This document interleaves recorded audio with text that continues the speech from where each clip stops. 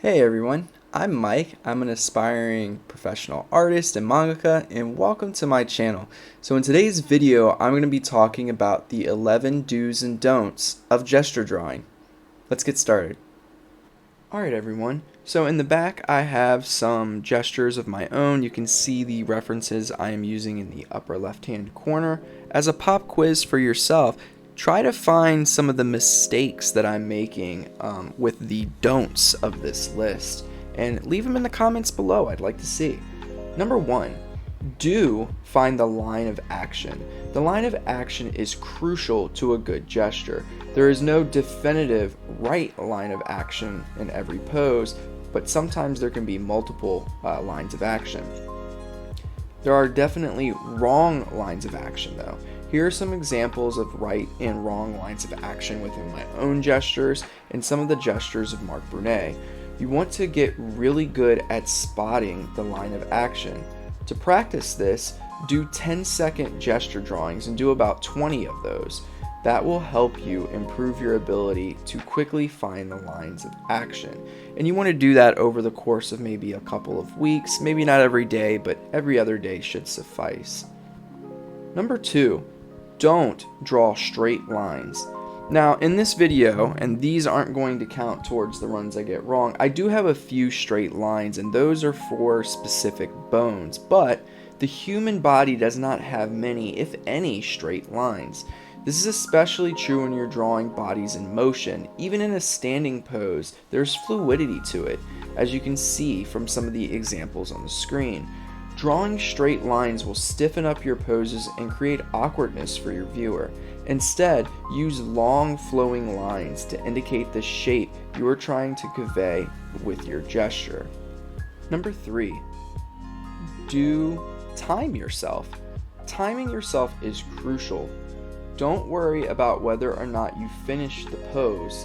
It can be tempting, but if you consistently pause your session to perfect the pose, you are losing out on more observation practice on new poses.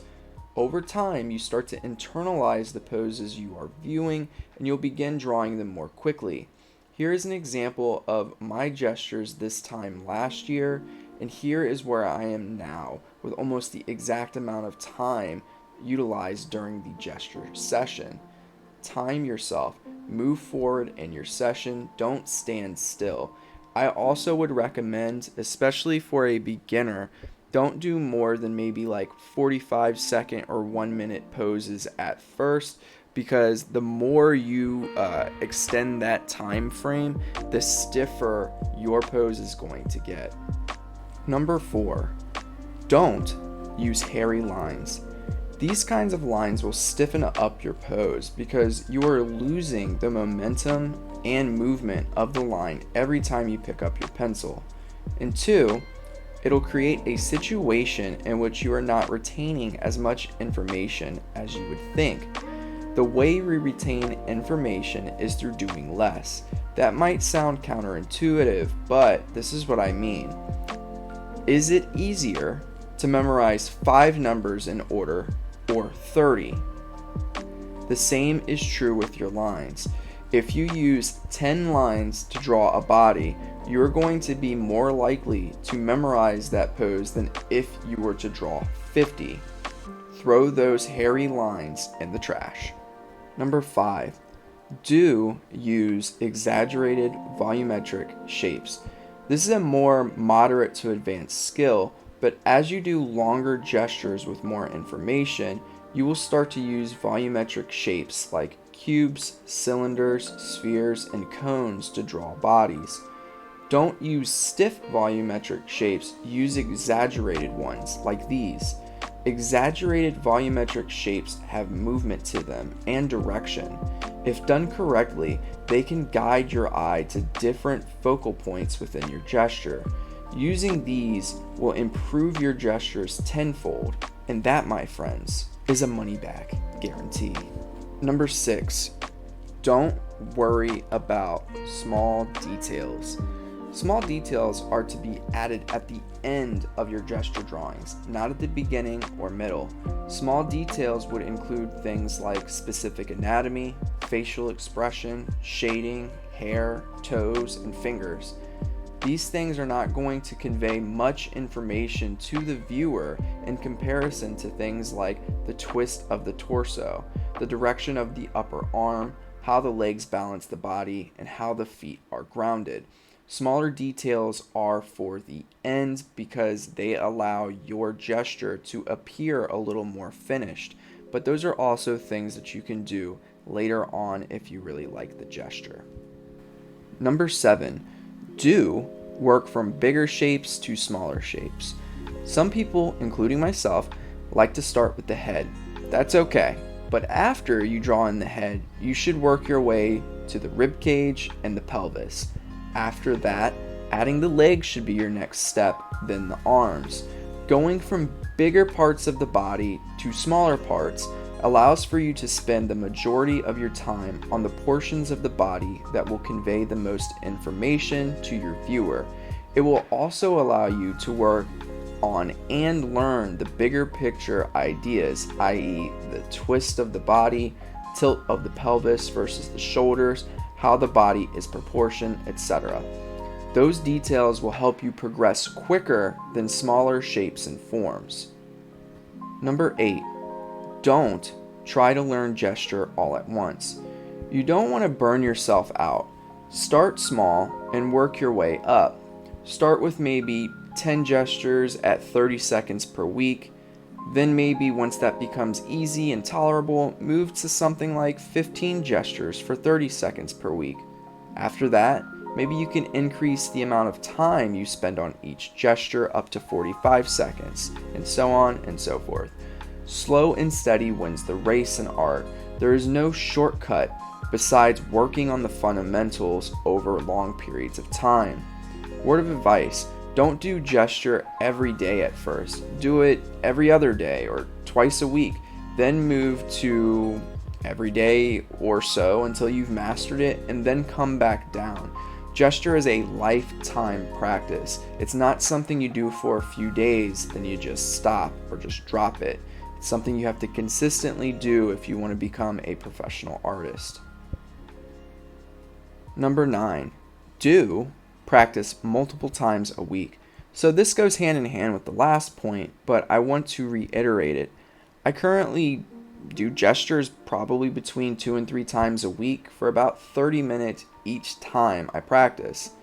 But like I said, I would not recommend doing it every day at first. And the reason for that is because you don't want to burn yourself out. But you also don't want to do it once a week or once every other week because you won't make much progress doing it that way. Doing it a few times a week, then putting some things you really enjoy in between those days will help you still have love for art while improving on an essential fundamental, especially if you want to become a manga artist. Number 10, don't consistently use poses that are extra dynamic. So before you jump off and you're like, this dude has no idea what he's talking about, it's okay to challenge yourself. That's not what I'm saying here. But you should spend most of your time practicing poses that you will draw more consistently in your everyday art. This is because it will translate into your everyday work better. It will also help you better understand proportion and anatomy, and be a better overall foundation for your growth as an artist. If all you do is extreme bird's eye view poses that are really contorted and foreshortened, your improvement will only be in those poses instead of what you typically might see in a manga. I actually have a video, and this is relatable to both faces and bodies, but I have a video that I did where I broke down across several chapters in 3 different kinds of manga the different head poses. Go and look at that video, and you can see it was like 200 and something head angles. You can see that most of those angles are pretty subdued angles. The same is true of bodies, right? The other poses that you're going to do that are extra dynamic, use reference for those when you have the time and you have to do them, but don't feel like you have to practice them every single day in order to be able to actually draw them. Last but not least, and if you made it all the way to the end, I really appreciate it. Do be kind and patient with yourself. Everyone is different. People progress at different speeds, and that's okay. Give yourself permission to learn, grow, and advance at your own speed. I know I still have a ton of work to do myself, but I'm proud of the progress that I've made. But that progress has taken me at least 3 years of drawing something every single day to get to. It's hard work, but always remember that it's fun. And you can't beat yourself up through all of that, because if you do, you're never going to make it to see how great you can truly become. Be kind to yourself by giving yourself permission to slowly advance through this learned skill. Be patient with yourself, because progress happens at different rates for everyone. The artists that you look up to the most didn't gain their skill overnight. They've been working at it at their own speed for years, and in some cases, decades. I would love to see your art progress and grow, but that can't happen if you don't love yourself and take your time and be patient with yourself. Alright everyone, that's all I have. I hope that this video was really helpful. I really appreciate it if you did watch all the way to the end. If you did and you haven't subscribed yet, please think about subscribing. It helps me out a lot. I'm chasing my way up to 1K subs and being monetized, which is just like super exciting for me to say. I appreciate all of y'all's support. I'm Mike, and I'm out.